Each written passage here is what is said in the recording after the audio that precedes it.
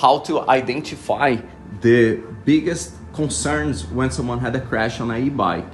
So this bike came to us, the customer unfortunately had a crash, but it's all right, nothing major, but I want to show you guys how to analyze what could have gone wrong. So the first thing, the most important thing, are the electronics of the bike. If the battery is working, if the motor is working, the controller, the display, the throttle, the brakes, the lights, any peripheral, speed sensor, those are important to be working without any error. Don't go straight for the mechanicals of the bike. Go first for the electrical system. The battery, as you can see here, there are no marks, no scratches. The cable are firmly tight. It's a bit dirty. We're gonna wash it with a brush and soapy water. Nothing, no hose, no pressurized water, okay? But the battery doesn't have any damages. The motor is firmly tight to the frame. There's no dents or bends on the chain ring.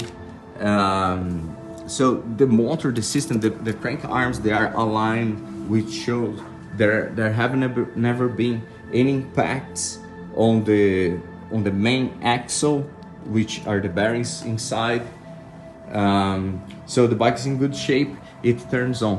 But however, it doesn't recognize the speed. It shows error 21. Oh, no speed. Why?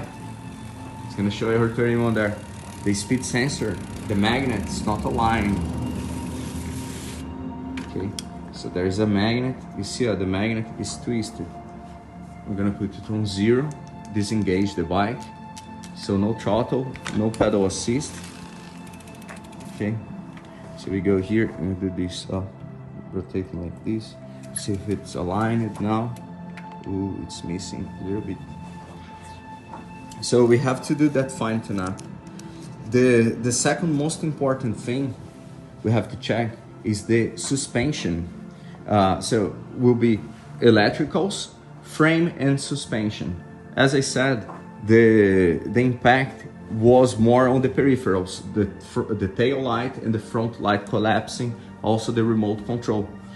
So it seems that he did a front flip or back flip, but it didn't have any impacts on the sides of the bike. So remember, when you have a bike that has just been in an accident, you have to first check the electricals, battery, motor, and go to the controller and peripherals. See if they are working without any errors. Then you're gonna go to the frame and suspension, then hubs and wheels, brakes and transmission. I'm gonna leave it written down. I hope it helped you to start the diagnosis of a bike that has just been on an accident, or when you are troubleshooting your e-bike when it broke down. So stay tuned, like, share, subscribe, and stay up to date in our social media. CyberBikes, CyberBikes AU, CyberBikes BR for Brazil. Cheers!